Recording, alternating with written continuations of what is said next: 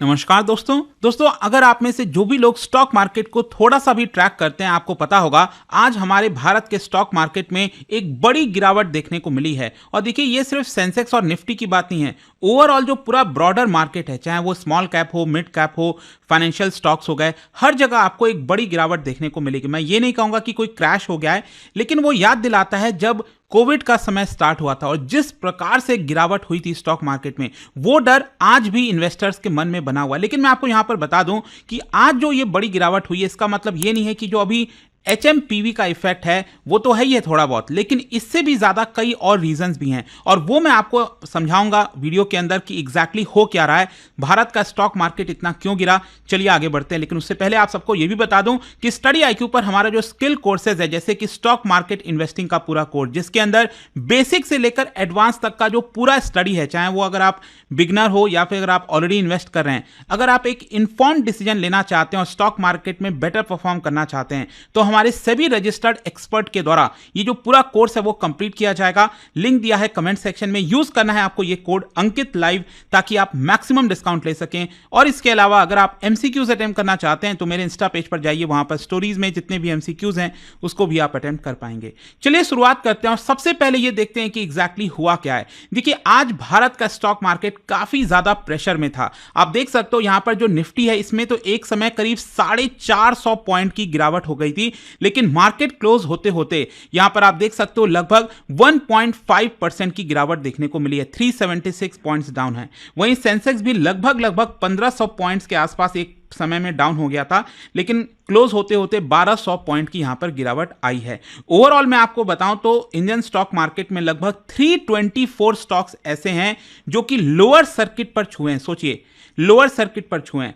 और यहां पर जो वोलेटिलिटी इंडेक्स होता है विक्स, आपने सुना होगा अक्सर, इसमें भी बड़ी उछाल आई है 11% की। मतलब यह साफ दिखाता है कि भारत के स्टॉक मार्केट में अभी आपको काफी अच्छी खासी वोलेटिलिटी देखने को मिलेगी। फिर इसके अलावा अगर हम ब्रॉडर मार्केट की बात करें, चाहे आप मिड कैप को ले लो, स्मॉल कैप को ले लो, यहां पर 2.5% से ज्यादा की गिरावट आपको इसमें भी देखने को मिल रहा है। मतलब हर एक जगह पर एक बड़ी गिरावट हुई है। तो वो 5 मेन कारण क्या है। सबसे पहले हम बात करते हैं एचएमपीवी। आपने सुना ही होगा, आज मैंने वीडियो भी बनाया था सुबह, जहां पर आपको बताया था कि कर्नाटक से, बेंगलुरु से 2 केसेस पहली बार भारत में सामने आए हैं। वैसे तो पिछले 2-3 दिनों से लगातार हम सुन रहे हैं कि चाइना से काफी सारे एचएमपीवी के केसेस आ रहे हैं, लेकिन भारत में पहला जो केस है वो आपका बेंगलुरु में डिटेक्ट किया गया और ये basically Indian council of medical research जो कर्नाटक के अंदर है उन्होंने डिटेक्ट किया है। और बताया जा रहा है कि ये रूटीन सर्विलेंस के दौरान ही डिटेक्ट किया गया था। ऐसा नहीं है कि कोई हम स्पेसिफिक जाकर ढूंढ रहे थे कि एचएमपीवी है कि नहीं, लेकिन जो रूटीन सर्विलेंस होता है वहां पर हमें यह डिटेक्ट देखने को मिला है। अनकंफर्म रिपोर्ट्स ये बता रहे हैं कि चाइना के अंदर स्टेट ऑफ इमरजेंसी भी लगाई गई। अब एग्जैक्टली क्या है क्या नहीं अभी उसका खुलासा नहीं हो पाया है, लेकिन इसका असर क्या हुआ है कि बाकी देशों पर भी देखने को मिलेगा। जैसे मलेशिया, वहां पर भी एचएमपीवी के केसेस बढ़ते गए। एचएमपीवी आई एम श्योर आपको पता ही होगा, ह्यूमन मेटान्यूमो वायरस, ठीक है। और इसको लेकर मैंने डिटेल वीडियो बनाया था पहले ही, आप चाहो तो देख लेना। लेकिन यहां पर महाराष्ट्र और कर्नाटक दोनों ने प्रिकॉशनरी गाइडलाइंस भी जारी कर दी है। वैसे मैं आपको बता दूं, जब मैं वीडियो रिकॉर्ड कर रहा था तभी यहां पर पता चलता है कि कर्नाटक के अलावा, कर्नाटक में 2 केसेस तो आई हैं, लेकिन तीसरा केस भारत में ये आपको गुजरात में डिटेक्ट होता हुआ देखने को मिलेगा। और वहां पर जो बच्चा है बताया जा रहा है वो सुरक्षित है, ठीक है अभी के लिए, लेकिन कहीं ना कहीं ये चिंता की बात तो जरूर है। ऑब्वियसली सोच के देखिए, ये केसेस अभी डिटेक्ट हो रहे हैं, अभी और कितने केसेस होंगे पता नहीं भारत के अंदर। देखो अभी बहुत सारे इफ्स एंड बट्स हैं। ऐसा नहीं है कि यहां पर एचएमपीवी का स्केयर आ गया तो मार्केट पूरा क्रैश हो जाएगा, कोविड जैसा सिचुएशन हो जाएगा, ऐसा नहीं है, मुझे नहीं लगता, क्योंकि बहुत कुछ हमने सीखा भी है उससे कि कैसे चीजों को हैंडल करना है। और इसीलिए अगर आप देखोगे तो सरकार का यह कहना है कि हमने एक ड्रिल कराया था, नेशन वाइड प्रिपेयर्डनेस ड्रिल कराया था, कि मान लो अचानक से अगर केसेस बढ़ जाते हैं रेस्पिरेटरी इलनेस के, तो उस केस में क्या हमारे पास अच्छा खासा इंतजाम है कि नहीं। अगर लोग हॉस्पिटल जाने लगते हैं बड़ी संख्या में तो क्या उसको वो हैंडल कर पाएंगे कि नहीं। तो सरकार ने कहा है कि हमने उसको प्रिपेयर करके रखा है, अब वो तो समय ही बताएगा वो कितना काम आता है नहीं आता है। But there is no doubt कि यहां पर जो एचएमपीवी के केसेस भारत में सामने आए उसके बाद से यहां पर मार्केट में अचानक से एक बड़ी गिरावट देखने को मिली। लेकिन मैं आपको बता दूं, एक्सपर्ट्स का यह मानना है कि एचएमपीवी के केसेस के अलावा यहां पर जो सबसे बड़ा एक कारण बताया जा रहा है वो है एफआईआईज की सेलिंग, फॉरेन इंस्टीट्यूशनल इन्वेस्टर्स। आपको याद ही होगा पिछले साल कितनी बड़ी गिरावट देखने को मिली थी, अक्टूबर, नवंबर, दिसंबर में। उस समय भी जो फॉरेन इन्वेस्टर्स हैं उन्होंने काफी सारा जो स्टॉक्स हैं भारत में उन्होंने बेचा। और अभी भी यहां पर बताया जा रहा है, अगर आप देखोगे जनवरी का जो पहला 3 दिन गया था उसमें ऑलरेडी फॉरेन इन्वेस्टर्स ने 4,500 करोड़ रुपए के स्टॉक्स बेच दिए हैं। और बताया जा रहा है कि जब तक भारत के स्टॉक मार्केट में माइक्रो और मैक्रो ग्रोथ रेट्स इंप्रूव नहीं हो जाते, चीजें बेटर नहीं हो जाती, तब तक शायद लगता नहीं कि फॉरेन इन्वेस्टर्स भारत की तरफ रुख करेंगे। और यहां पर यह भी बताया जा रहा है कि जो अभी करंट वैल्यूएशन है वो भी कहीं ना कहीं हाई लग रही है फॉरेन इन्वेस्टर्स को। तो जब तक यहां पर प्रॉपर करेक्शन शायद नहीं आए, हो सकता है कि फॉरेन इन्वेस्टर्स भारत से शायद दूर ही रहना चाहेंगे। फिर नेक्स्ट जो तीसरा बड़ा कारण बताया जा रहा है, देखिए क्या होता है ना कि अगर आप सेंसेक्स निफ्टी की बात करें, उसमें कुछ स्टॉक्स ऐसे होते हैं जिनका वेटेज काफी ज्यादा हाई होता है। जैसे कि अगर मैं आपको निफ्टी की बात करूं तो पहले आपको याद होगा एचडीएफसी और एचडीएफसी बैंक दो अलग अलग थे, लेकिन ये दोनों कंबाइन हो गए हैं और उनका वेटेज आज के डेट में सोच के देखिए, मतलब जो 50 स्टॉक्स हैं निफ्टी 50 के अंदर, उसमें 12% से ज्यादा का वेटेज तो अकेले सिर्फ एचडीएफसी बैंक के पास है। और दूसरे नंबर पर आईसीआईसीआई आप देखो 8.5%, रिलायंस 7.7%। तो इनका वेटेज कम है और एचडीएफसी का बहुत ज्यादा है। तो इसका मतलब क्या हुआ, अगर एचडीएफसी बैंक गिरेगा तो यहां पर डायरेक्ट असर निफ्टी, सेंसेक्स और बाकी के स्टॉक्स पर भी आपको देखने को मिलेगा। और हुआ क्या है यहां पर अगर आप देखोगे तो एचडीएफसी बैंक में 2% से ज्यादा की बड़ी गिरावट आई है। अब क्वेश्चन यह है कि क्यों आया।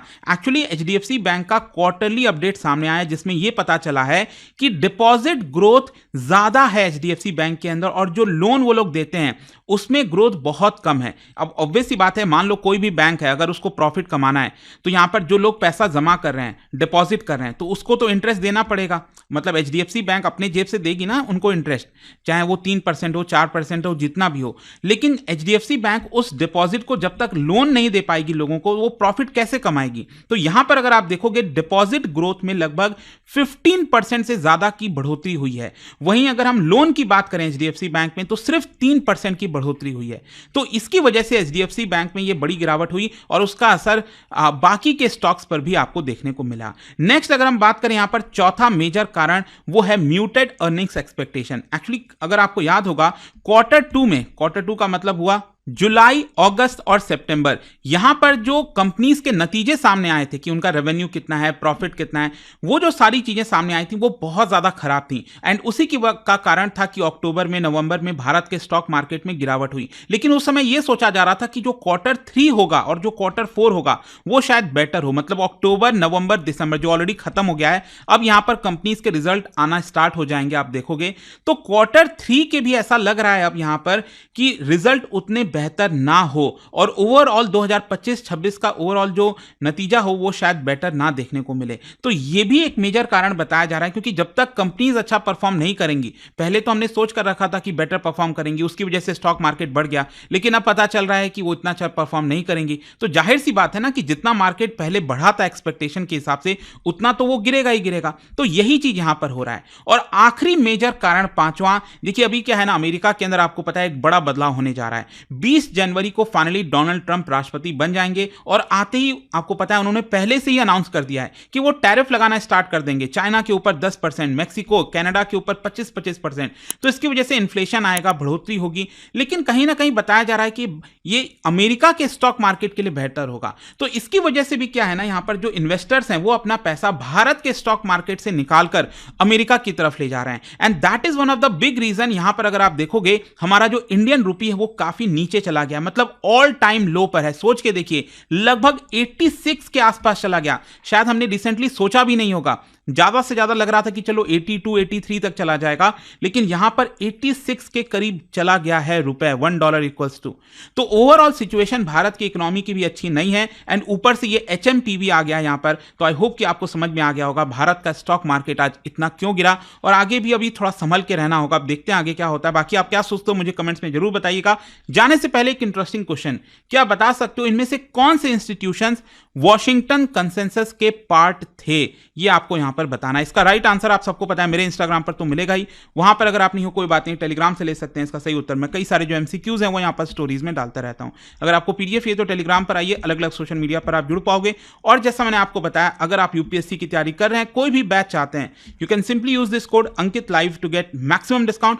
अच्छा, जैसा मैं आपको बता रहा था, स्टॉक मार्केट का अगर आप कोर्स लेना चाहते हो, यहाँ पर बेसिक से एडवांस तक का पूरा स्टडी करना चाहते हैं, हमारे जो सेबी रजिस्टर्ड एक्सपर्ट हैं, वो आपको ये पूरा कोर्स कंप्लीट कराएंगे। काफ़ी कुछ इन्फॉर्म तरीके से फिर आप इन्वेस्ट कर पाओगे बहुत ही कम रेट पर। बस यूज़ करना है आपको ये code Ankit live. I hope कि वीडियो आपको पसंद आया होगा। मिलता हूँ आपसे next time. Till then, thank you very much. See you soon.